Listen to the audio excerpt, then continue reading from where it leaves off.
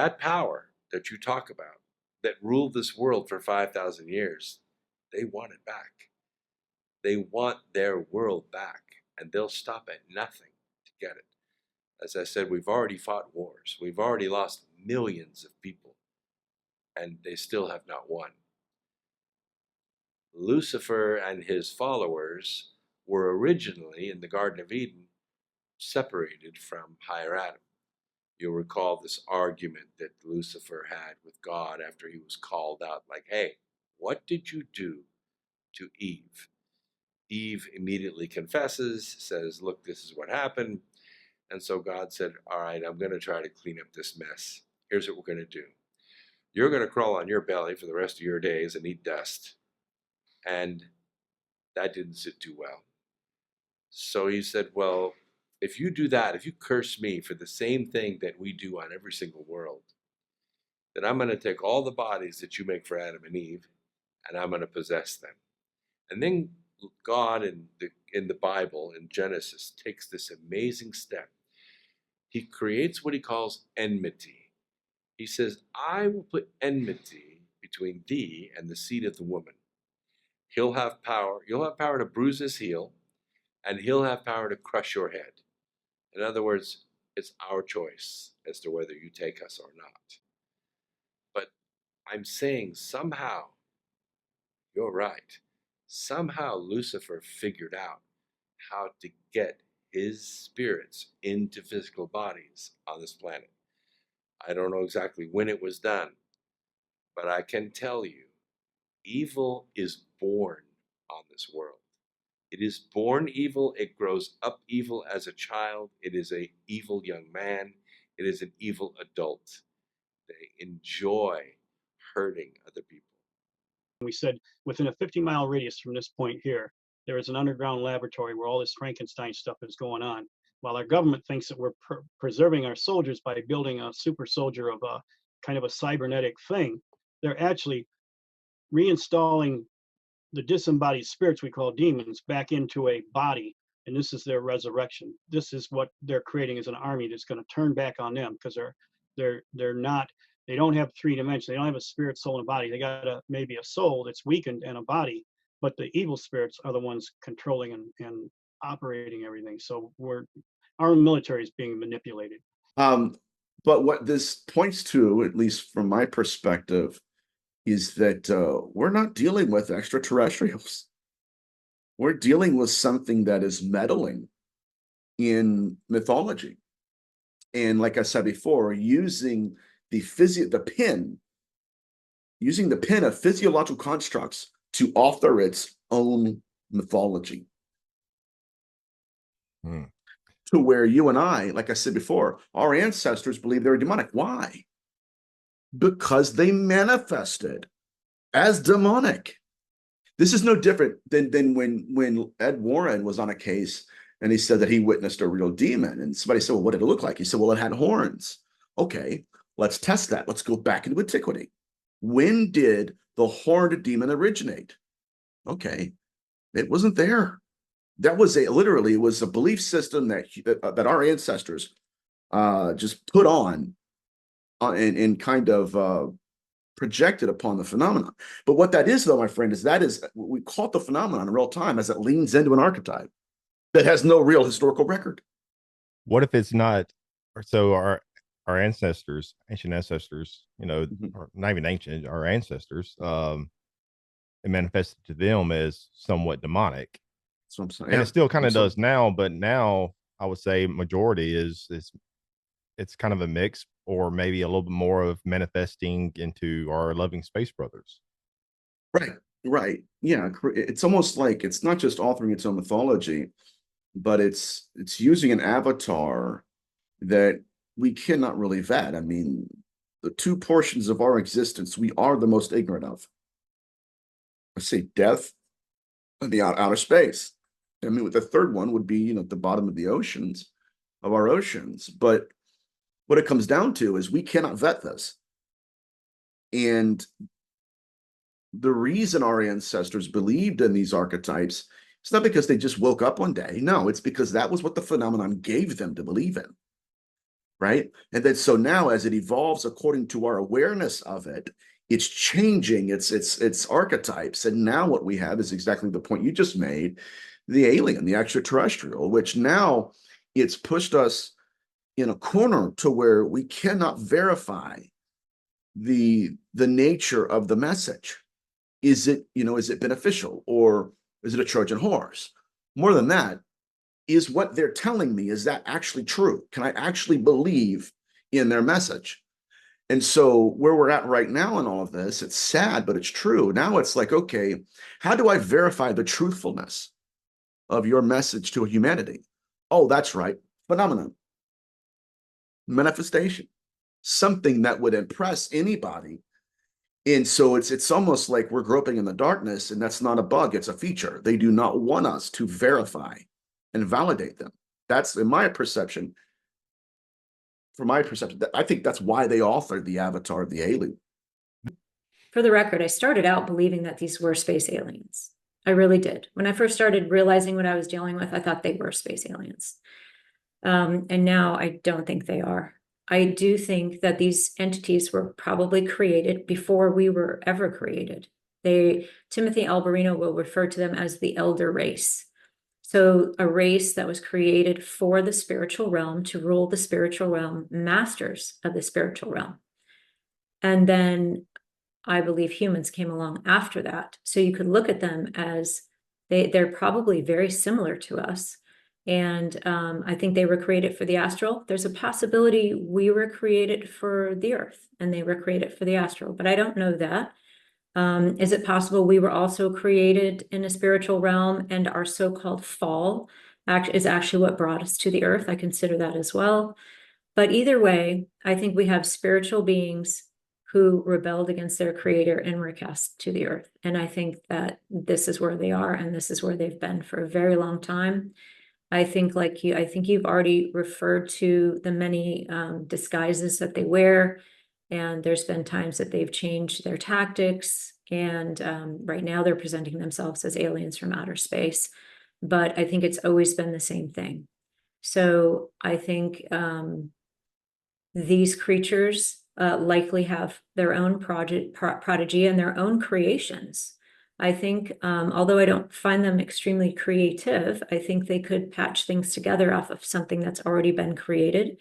And I think this is where we're getting these aliens, what we refer to as aliens. I think these are probably hybrid creatures, probably have a lot of human DNA in them. And I think that these alien creatures were probably created to better interact with humans in the 3D, in the physical realm. And so imagine spiritual beings that can take on physicality, but that is not their primary disposition. So I think that these aliens, which appear to be metaphysical beings, they can be very 3D and absolutely interact in the physical realm. And then in the next instant, they can take you into the astral realm or into a realm that is not physical. And so I think these entities were created by these spiritual beings to better interact with us and kind of carry out the agenda that they've had for thousands of years. Now, when we're dealing with consciousness, when we're dealing elements with the brain, the mind itself, because the two are separate components, I believe that this is the way that these greys hack, or this phenomena, not so much the greys, but this intelligence hacks into the system. And people say, oh no, because what I'm saying here is that our soul, if want for a better word, our consciousness, the awareness itself, is the real element of what we are. And I believe that we incarnate and we don't have full access to those other memories from elsewhere. Let's just argue that, because I don't see any point in us just evolving biologically, being born and then dying, and that's it. What is the point to all of this? There is some form of continuation. I know that. But I believe that this phenomena, and that is correct, is there is some kind of energy signature or something that attracts this phenomena to you, to the individual. And this may explain why there is some kind of intergenerational program. There is something that these entities, whatever they are, want. There's something that they're interested in. Now, when we deal with consciousness, people tend to think of it as, oh, it's just imagination. It's a little box in your head that opens and closes now and again. Rubbish. Imagination is mind, and with the mind, it's omnipresent. It can create absolutely anything. Granted, if something is sent out into the ether and it's not strong enough, it may just cancel itself out. But, you know, it's interesting if this is the case, that we are somehow co-creating this force, then why we're not being abducted by Darth Vader and the stormtroopers, or, you know, we're having the Daleks come for us. Why is it this actual formation of the grey? Let's just take that as an example. I'm not talking about the fairies from the past, or which Jack Valet is most famous for, God love him. There is something that this phenomena is doing, and it's very clever, and I believe that it's able to hack. That's a good word to use. It can hack into our consciousness, and when it comes into our field frequency of awareness, it will override our sense of reality, because the greys will be able to have instant access not just to memories, but also everything that you've got stored here. And this is the other thing as well too, this fear that comes in, you're overridden with this fear, and this fear promotes this level of an increase within the phenomena, as it were. So my point here is that early in my career, I was drawing this kind of comparison, you know, artificial intelligence or some kind of phenomenon that would often, like I said before, employ a learning matrix. And so I would kind of, the way I would articulate that is, okay, there was the pathology of staring into the eyes of the entity. And I, you know, for those who are familiar with my research, I would often say, okay, it's almost like they're not just hacking into the optic nerve, like David Jacobs says. It's almost like they're hacking into the mind itself and going through the Rolodex of images in our minds that it could incarnate as. And so between the proto-intelligence and the incarnation of the archetype, there is a sharing of information. And I've always been looking for that trigger. How? What's going on? So when I lectured at the Awakening, I likened it to the spider-tailed Iranian viper who's out in the sun, right? He wants to eat birds. So what does he do? He modifies his appearance to an archetype that would be perceivable and that was able to manipulate its prey, which was a spider. He was hungry for a bird. What is a bird hungry for? A spider. And so literally by the virtue of evolution, it materialized and created this spider at the very tip of its tail. So now the proto-intelligence is hiding in the shadows and it's whipping its tail out in the sun. The bird thinks it's a vulnerable spider. I'm hungry. So he dive bombs onto the spider, latches onto it, not realizing that there's a sharing of information between the snake and the spider. The proto-intelligence is incarnating that archetype. And so we need to realize that there seems to be, again, not just the difference between the proto-intelligence and how it's incarnating, but that sometimes it is seeking to be seen in order to incarnate. Very well said. Seeking to be seen. And I've noticed this in the pathology of not just abductions, but in hauntings, where Steve Mera's research also implicated this phenomenon, where he said something fell off the wall, but when they tested it, right, it wasn't as loud as the phenomenon made it. And so when we're looking at this, I kept noticing, right? Okay, you see it from the peripheral. Are you looking at it? Not really. And then when it manifests to you, there is a change where the phenomenon, it's almost like it triggers the phenomenon into incarnating an archetype. It's no longer the snake. When you see it, it becomes the spider. When you see the orb, it projects the apparition. Right? And so there is this kind of co-creation of the archetype. The phenomenon is incarnating. We in quantum mechanics would call that the observer effect, where the proto-intelligence exists, but it seeks to be seen. And once it is seen, the act of observation changes the phenomenon that's being observed. Let me break it down even more. The consciousness of the observer collapses different versions of the same entity. And it's difficult because nobody wants to face the darker side of this subject. And as you know, you mentioned Steve and Barry Fitzgerald earlier, and last year I spoke at the dark side of ufology, and along with Nathaniel. And because there is a dark side to it, I'm sat here today, and I'm not going to go on about the night people, but I've got this T-shirt on and I've got that behind me because that's about my own experiences from childhood. And whatever it was that interacted with me, there was a darkness to it. It wasn't good. So we know that you can't have dark without light, and a lot of people want to look at the euphoric love and light aspect of the subject, but I'm afraid that there's a much darker side to it as well. You know, I've looked into the animal mutilations in great detail. I spent 3 years with one farmer when he was losing livestock. We never fully understood what was doing it, but I was the one that were on those fields at 4:30 in the morning. Some unexplained phenomena was responsible for those animal fatalities. Nothing removes eyes, ears, and strips the facial skin of livestock.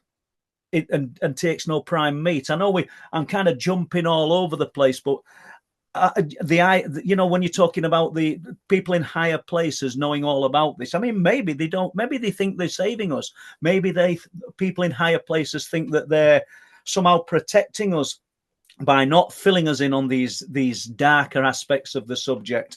But it's same as you know, you hear people talk about abductions and the fact that.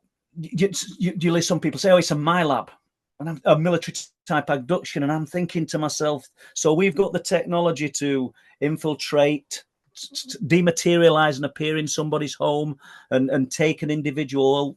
Why aren't we eradicating bad people in this world if we've got that technology? I don't think that's what's happening. I think it's alien tech, alien abductions are taking place, or abductions of humans.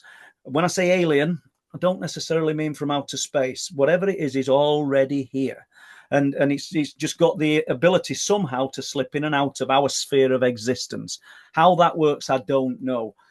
So this is how I see it now, like an erasure of identity so that they live through us and carry out their agenda through us. And so we're their vehicles now as hosts to carry out their agenda, their life, because they have no life, because they're not connected to the real life of human, connected to the divine, which would be God, and something other than that has been somehow overshadowed or traumatized so that they don't remember their original self.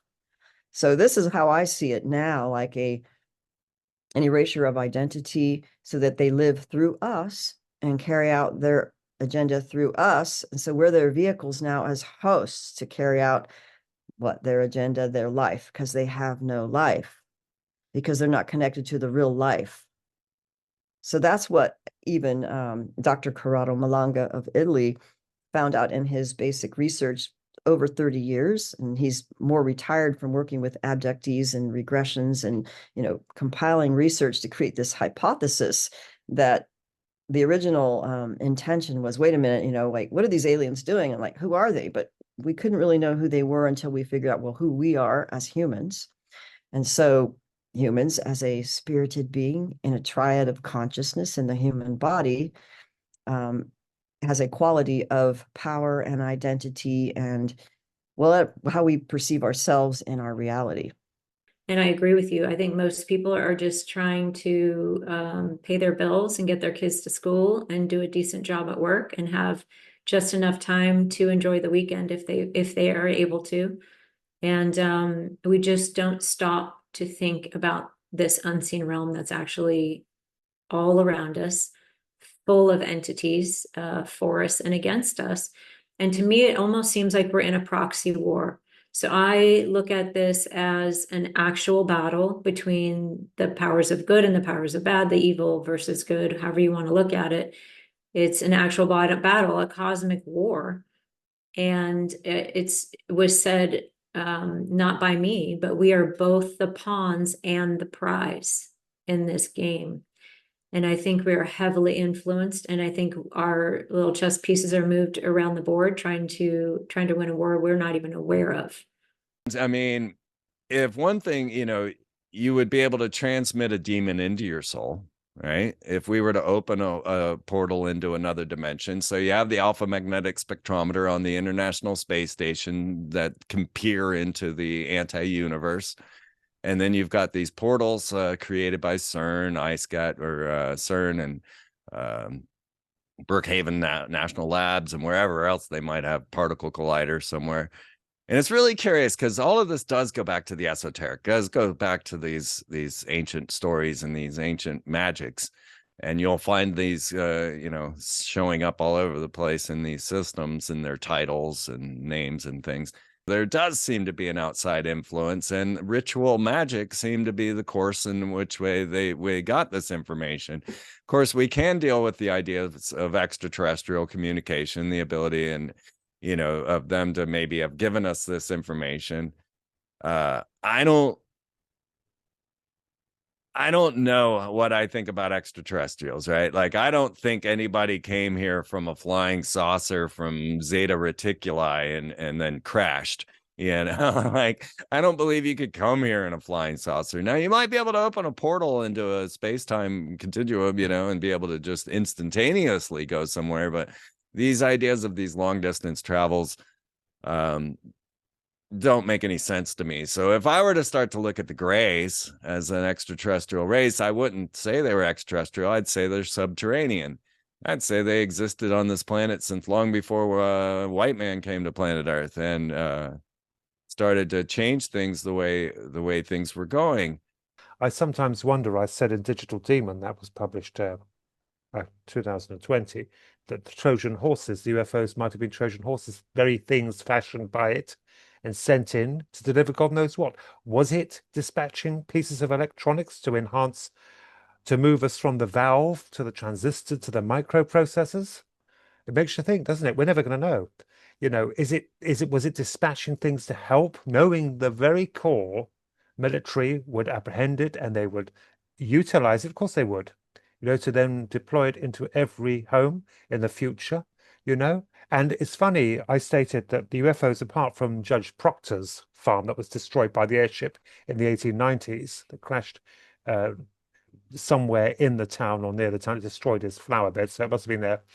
They have always crashed more or less in the wilderness, so they just away from public scrutiny, but giving enough clout for the military to actually apprehend it and take it away, scoot it away, Were the Greys then, the pilots just conjured as mere dolls to make it look like it was a UFO from another planet, when in actual fact it's a huge deception, something else, utilizing every method of our minds and what's in vogue to create a future utopia. If this is the case, I have written this, it will be very patient. So that is very worrying. If it's very patient, it must either be eternal or it has longevity. As God knows, our lives are like butterflies in comparison. I don't know, but these are wonderful thoughts, because it's good to just lash them out, Michael. These ideas, to bring them to the fore and to discuss them, to openly discuss them, and that is freedom of speech. So it's what is very important in this, without people saying no, you're wrong, and then calling you a liar. When, to be honest with you, and I'm going to say it for the record, I have always maintained, as I do now, that we have absolutely no evidence whatsoever. People argue, say we've captured them on film. It's debatable in this new age. It's debatable. I'm not condemning them, but we have got nothing, only a bag full of supposition, theories. But there is something, because I've seen them myself. They are not of this world. They are not from here. So yes, the majority of people have seen these things. Just what they are, we have got no idea what we are dealing with. None. So if there is this program by these so-called greys who are interested in their subjects in terms of mind connection, of downloading all the information of what emotions are like, what feelings are like, aging, taste, color, they've been devoid of that. And I wondered, because I had a article published back in 1996 called Spirits in the Material World, on whether or not these greys had counseled themselves out of creation, found a species that can reproduce, and they hoped that in some way this could be their salvation. This could be their step towards rebuilding or restructuring themselves through the incarnation, through a reincarnation program, incarnation process. To afford them their right passage back to the divine. I don't know. That was the first idea. I have many ideas that I've been working on in terms of that, and that would also kind of like bring into the fray that how they're able to come through walls and doors, how they're able to abduct someone, and also take into account the lack of memory that the individual has when they're abducted. But it could also be possible that these beings are creating a new genus because we as the human species are just about to wipe ourselves out, and whether or not this new genus will be able to exist beyond another known universe, that's another idea, because you have all these people telling you how it is. But if we go back to your question about Aleister Crowley, about Lam. Now, what's interesting is Thoth, the Egyptian deity that was supposedly came into our world through, self-replication. We're beginning to find out now, interestingly, that matter can be created through light. This has been experimented on within nuclear fusion, this type of research that's going ahead. And this calls into question, how did we begin? How did we evolve? Did we just bring ourselves into being here? What are we part of? And I think perhaps with these greys, they are interested in something. And the reason that we consider that their operations are, hidden, most people say, oh, there's this code of contact, universal code of contact. Rubbish. They've broken that already if they've integrated with us. But why the secrecy? Directive that everybody talks about. Yeah. Why the secrecy? Why do they keep themselves within the shadows? Why have they got this agenda that they keep coming in? Now, another great author that you might want to check out, who's written a book called Out of Time, Steve Aspin. He's here in England. He believes that these greys are interested in some type of intergenerational program. And he's had experiences with the greys. Steve Aspin, a wonderful guy. And we're all trying to put the pieces together about, they come in, they go out. And you'll also find that the reason behind their connection with humans is quite strange, because they kind of like don't want to be known. They don't want to advance us. They're not giving anything to us where we are able to advance as a species, or indeed the individual. All they do, the greys do, is lie half the time.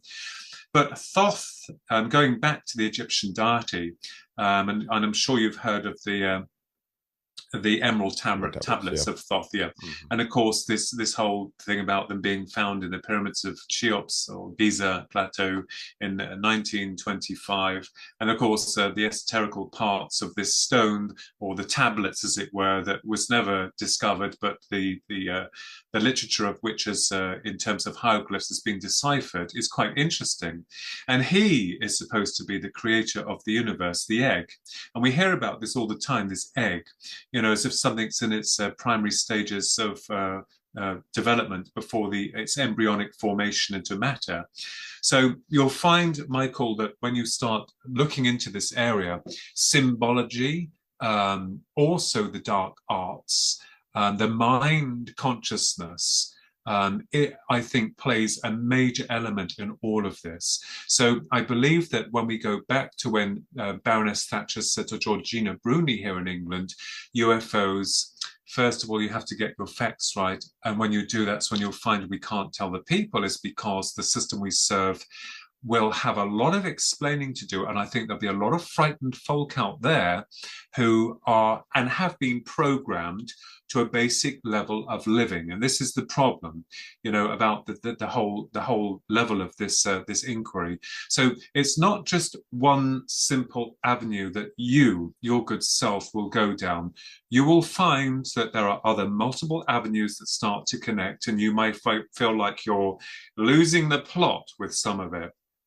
But then eventually, like most things, when you have and you find there are certain key components or connections to be found with regards to one subject matter to the other, you're like, hang on just a minute. You're like your own private detective. You're like, hang on just a minute. What is this? And you'll be able to determine what you feel is truth and what you feel is complete fabrication within your analysis of the way that you see reality. So yes, it does kind of like get in here. And I will tell you, in my early years, I had to take a break from it because it was just too overwhelming. I thought I was going to go over the edge here, and unfortunately, I don't know of them, but I knew of, because one of them was in touch with me, another author who was involved with UFO research, but also the darkest side, that unfortunately met a very untimely passing, because I think it got into his head too much. So you have to be very careful when you're dealing with this subject matter and kind of like take it within your own pace. But certainly when it happens to you, it changes everything. And there is a fear factor connected with it. Most definitely, there is this fear. And that was demonstrated magnificently. The last viewing of 3 massive circular objects on the 9th of April 2016 here, with me and my twin brother, that was witnessed by many other people and filmed by my niece. It's a long story, but again, you're left, okay, so you're there, you've descended, you're right above us. Why? What is this? What do you want? And you get nothing.